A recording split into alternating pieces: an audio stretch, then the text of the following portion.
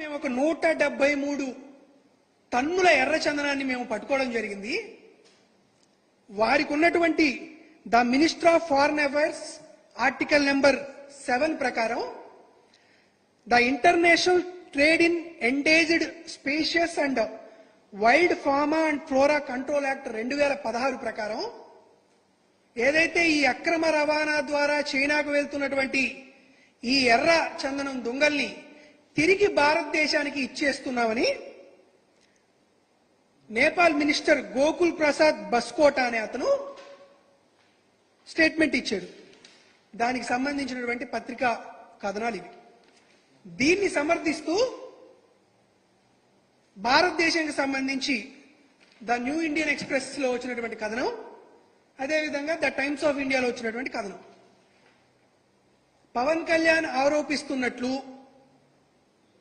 ఎర్రచందనం దొంగలు దొరికింది ఇప్పుడు కాదు, 2020 జనవరిలో, అంటే జగన్మోహన్ రెడ్డి గారి ప్రభుత్వం వచ్చినటువంటి 2-3 నెలల్లో అంతకుముందు 10 ఏళ్లుగా జరిగినటువంటి క్రమంలో ఆ దొంగలు దొరికాయి అనేది నేపాల్ ప్రభుత్వం ఇచ్చినటువంటి స్పష్టీకరణ.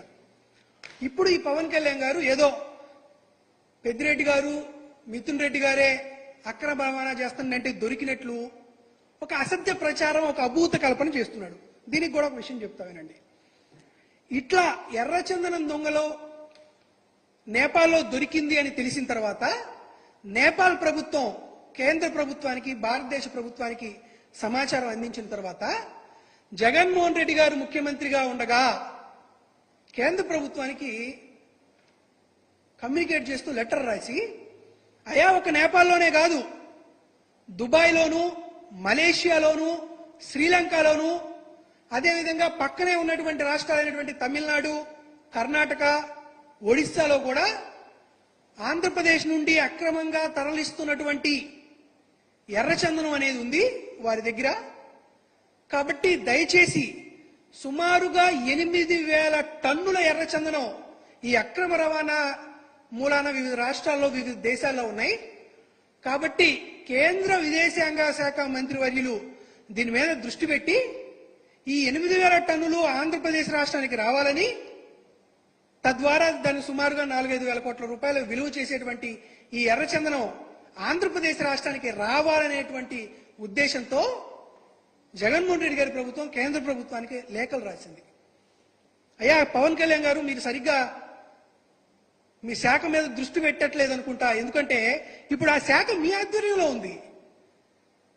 అదే శాఖ ద్వారా ఆంధ్రప్రదేశ్ రాష్ట్ర ప్రభుత్వం చేసినటువంటి ఉత్తర ప్రత్యుత్తరాలు మీ దగ్గరే ఉన్నాయి, మీ మినిస్టర్లోనే ఉన్నాయి. ఆ నోట్ ఫైల్స్ మీరు చదువుకోవచ్చు. అక్కడే ఉన్నటువంటి పేపర్లని, కేంద్ర ప్రభుత్వానికి రాష్ట్ర ప్రభుత్వం రాసినటువంటి లెటర్లని మీరు అసలుకి పట్టించుకోకుండా, చదవకుండా ఇటువంటి అజ్ఞాన ప్రదర్శన చేయడం అనేది మీ నైతికతకి భంగం వాటిల్లుతుందనే విషయాన్ని ఒకసారి గుర్తు చేసుకోమని చెప్తున్నాం. దాంతోపాటు నేపాల్లో పట్టుబడినటువంటి ఆ ఎర్రచందనం 173 టన్నుల ఎర్రచందనాన్ని తిరిగి తీసుకురావడానికి జగన్మోహన్ రెడ్డి గారి హయాంలోనే ఒక అధికారిక బృందం నేపాల్కి వెళ్ళి దాన్ని చెక్ చేసి అవి ఎర్రచందనం దొంగలే అని తేల్చి వారి దగ్గర నుండి ఆంధ్రప్రదేశ్ రాష్ట్ర ప్రభుత్వానికి తీసుకురావడానికి నేపాల్ ప్రభుత్వం దగ్గర 2 నెలల క్రితం, అంటే మా ప్రభుత్వం అధికారంలో ఉన్న మే నెలలోనే అనుమతులు తీసుకున్నాం. నేపాల్ ప్రభుత్వం కూడా అనుమతులు మంజూరు చేసింది. ఆ అనుమతులు మంజూరు చేసినటువంటి విషయాన్ని ఆంధ్రజ్యోతి పత్రికలో కూడా ప్రముఖంగా వచ్చిన విషయాన్ని ఒకసారి పవన్ కళ్యాణ్ని దృష్టిలో పెట్టుకోమని చెబుతున్నాం.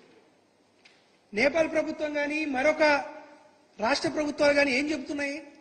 2010 నుంచి 2020 దాకా ఎర్రచందనం అక్రమ రవాణా జరుగుతుంది అని చెప్పారు. ఎవరున్నారండి అప్పుడు అధికారంలో? పవన్ కళ్యాణ్ గారికి అత్యంత ఇష్టమైనటువంటి నారా చంద్రబాబు నాయుడు గారు ముఖ్యమంత్రిగా ఉన్నారు.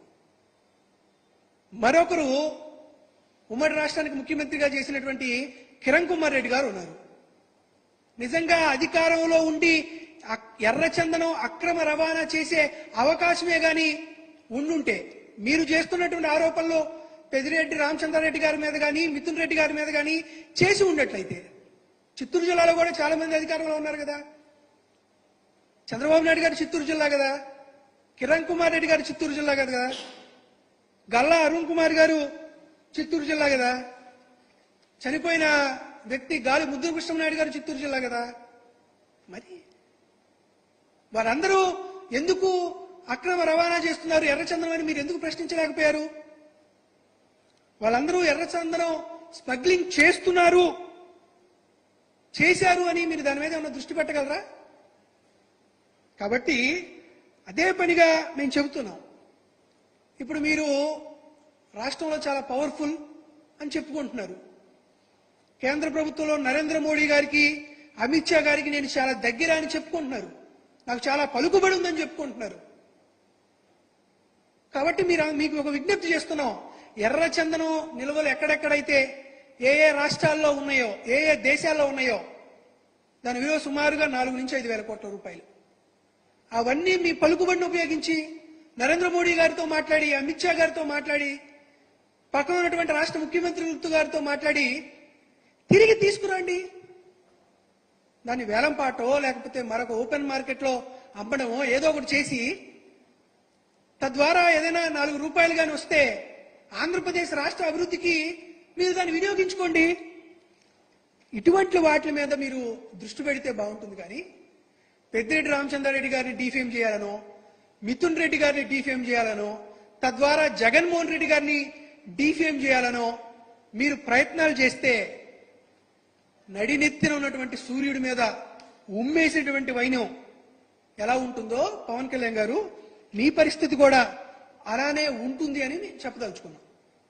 కాబట్టి కాస్త మొట్టమొదటిసారి ఎమ్మెల్యేగా అయ్యారు, ఏదో అదృష్టం బాగుండి పాపం మంత్రి కూడా ఉప ముఖ్యమంత్రిగా కూడా అయ్యారు. కాబట్టి కాస్త నోట్ ఫైల్స్ ఎలా చదువుకోవాలి, ఫైల్ సర్క్యులేషన్ ఎలా జరుగుతుంది, కేంద్ర ప్రభుత్వంతో రాష్ట్ర ప్రభుత్వం ఏ విధమైనటువంటి ఉత్తర ప్రత్యుత్తరాలు జరుపుతాయో వాటన్నిటి మీద మీరు దృష్టి సారించి అధికారుల్ని వారి గురించి సరైనటువంటి జవాబు రాబట్టి 1-2 సార్లు మీరు ఆలోచన చేసి మాట్లాడాలి. ఇది ఒకసారి మాట్లాడేస్తే ప్రజా జీవితంలో రీటేక్కి అవకాశం ఉండదు. కాబట్టి నేపాలు, రెడ్ శాండిల్, ఎర్రచందనం మీద మీరు మాట్లాడినటువంటి అసత్యాలు, చేసినటువంటి అభూత కల్పనలకు సాక్ష్యాధారాలతో మీ ముందే మేము చూపించాం. కాబట్టి భవిష్యత్తులో మీరు ఇటువంటి అసత్యాలను, అభూత కల్పనలను చేయకుండా, వ్యక్తిత్వ హననం చేయకుండా మా నాయకుల పైన దయవుంచి ప్రజా తీర్పుని అనుసరించి పరిపాలన మీద దృష్టి పెట్టాలని గౌరవ ఉప ముఖ్యమంత్రి శ్రీ పవన్ కళ్యాణ్ గారు మరొకసారి కోరుతున్నాం.